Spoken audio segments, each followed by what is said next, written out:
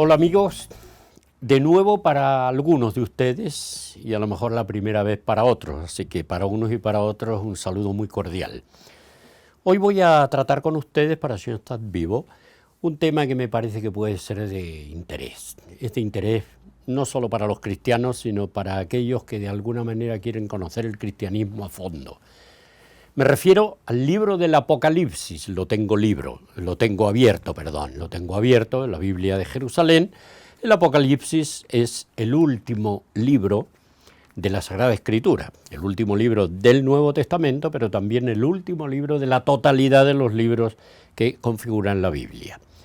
Y curiosamente es un libro totalmente distinto del resto de los anteriores. Solamente tiene algunas semejanzas con un par de libros del Antiguo Testamento que tienen que ver con los profetas Isaías y Daniel y algo de Ezequiel también, pero solamente algunos capítulos. En cambio, este libro del Apocalipsis que escribe San Juan es una obra absolutamente distinta de lo que son los evangelios, de lo que es las cartas de los apóstoles o lo que es el libro histórico, el mayor de todos, que es los Hechos de los Apóstoles. ¿Qué le podemos decir del Apocalipsis para que quien tiene un poco miedo de meterse porque cree que es un libro difícil, y efectivamente algo de dificultad tiene, por supuesto, porque los elementos que aquí se utilizan no corresponden a los elementos que nosotros tenemos en nuestro tiempo? Hoy día los chiquillos pueden ver la Guerra de las Galaxias y ya tienen una idea de lo que son los personajes. Bueno, pues un poco lo que es eso en el género literario de aventura dentro del mundo fílmico es lo que podríamos encontrar también dentro de la Biblia, la diferencia que hay entre el Apocalipsis y los Hechos de los Apóstoles, para poner una diferencia. Yendo un poco al grano, Apocalipsis significa revelación, y más concretamente es la revelación última.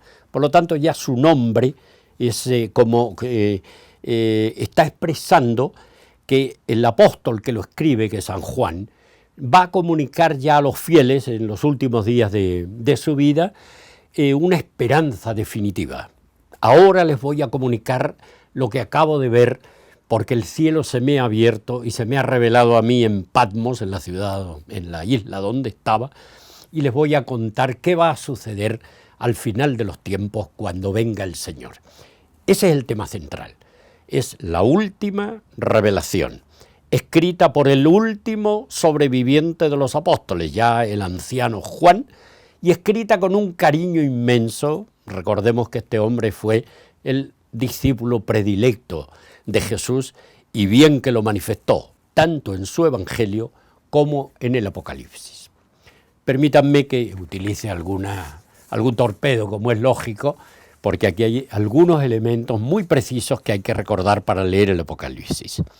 Después de saber lo que significa su título, la revelación final, sabemos que su género es conocido mucho entre los israelitas, tanto antiguos como modernos, porque obviamente todo el pueblo judío ha tenido una preparación para leer a sus grandes profetas. Y como ya les indiqué anteriormente, entre ellos estarían partes del libro de Isaías y partes del libro de Ezequiel y de Daniel.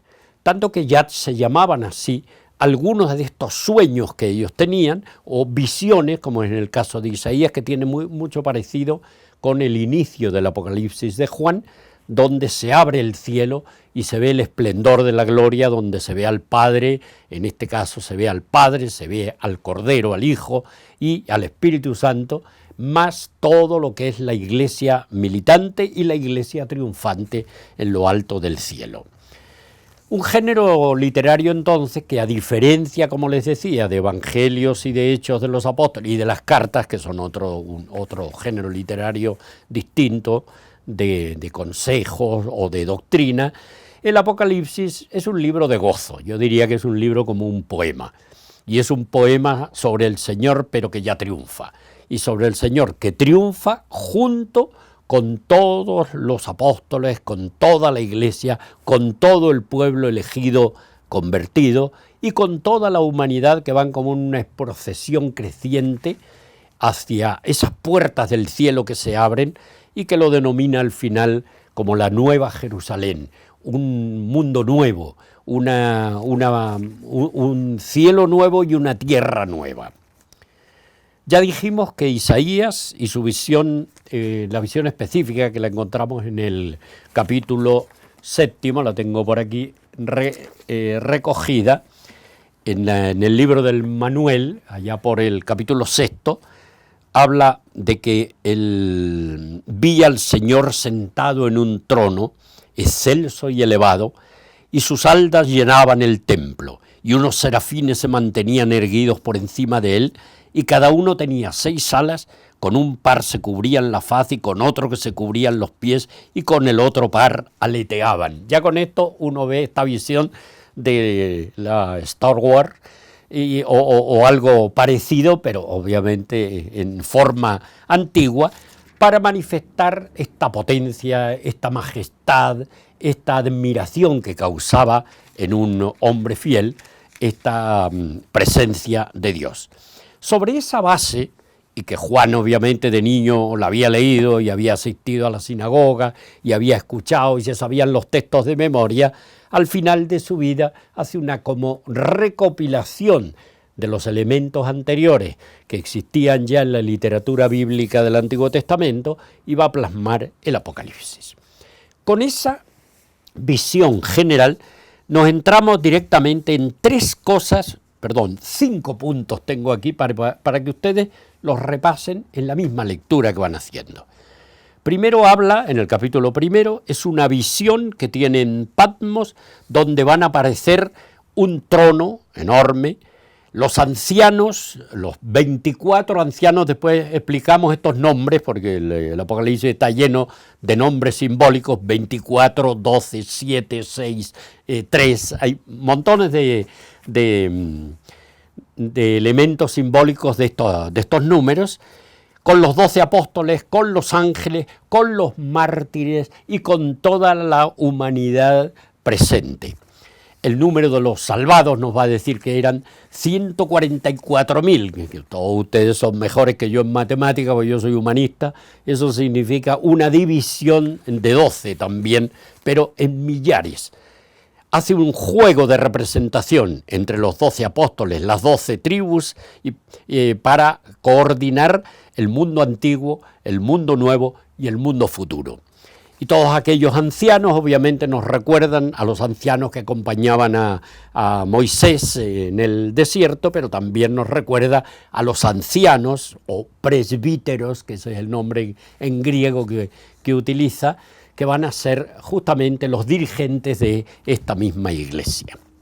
Esa es la primera parte, que la van a encontrar ustedes entre el capítulo 1 hasta el capítulo 4. Y comienza la revelación de Jesucristo, se la concedió Dios para manifestar a sus siervos lo que ha de suceder pronto, y envió a su ángel para dársela a conocer a su siervo Juan, el cual ha atestiguado de la palabra de Dios y el testimonio de Jesucristo todo lo que vio. Dichoso el que lea y los que escuchen las palabras de esta profecía y guarden lo escrito en ella, porque el tiempo está cerca. Esa es un pequeño prólogo, que le gusta mucho hacerlo, también en el Evangelio lo hará, y después presentará también un epílogo, pero se trata entonces de una visión. Hay un número que se repite mucho, 7. Efectivamente, nos encontramos a continuación, inmediatamente después de esta representación, que un ángel le va a entregar 7 cartas.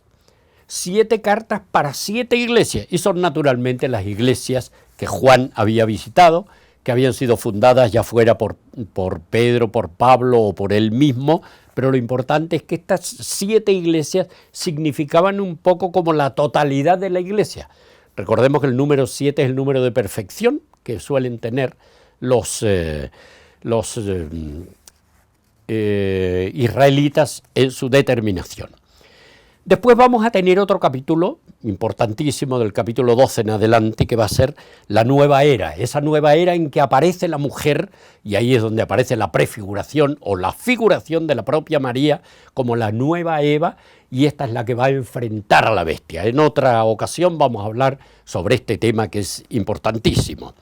Y esta nueva era va a traer consigo dos cosas. Una negativa, donde van a aparecer los caballos del Apocalipsis y todas las plagas que vengan encima, que va a ser el exterminio de los paganos, entendiendo por exterminio también una cosa simbólica, o sea, desaparece del mundo el pecado, desaparece el terror, los terremotos, todas las cosas. ¿Para qué? Para que al final, y ese es el último elemento del Apocalipsis, venga el estruendo final de la gloria definitiva, la nueva Jerusalén, la peregrinación, hasta que todos clamen, ven Señor Jesús. Esta es una estructura obviamente muy a la ligera, muy concentrada de lo que es este libro. Revelación de Dios sobre la Iglesia en sus últimos tiempos y a través de una simbología numérica donde aparecen constantemente los elementos del Antiguo y del Nuevo Testamento, la Eva antigua pecadora y la Eva salvadora que va a vencer al dragón, que va a ser el demonio, y el triunfo definitivo final de los cristianos que acompañan al Cordero a la gloria final de la nueva Jerusalén. Eso es. Gracias.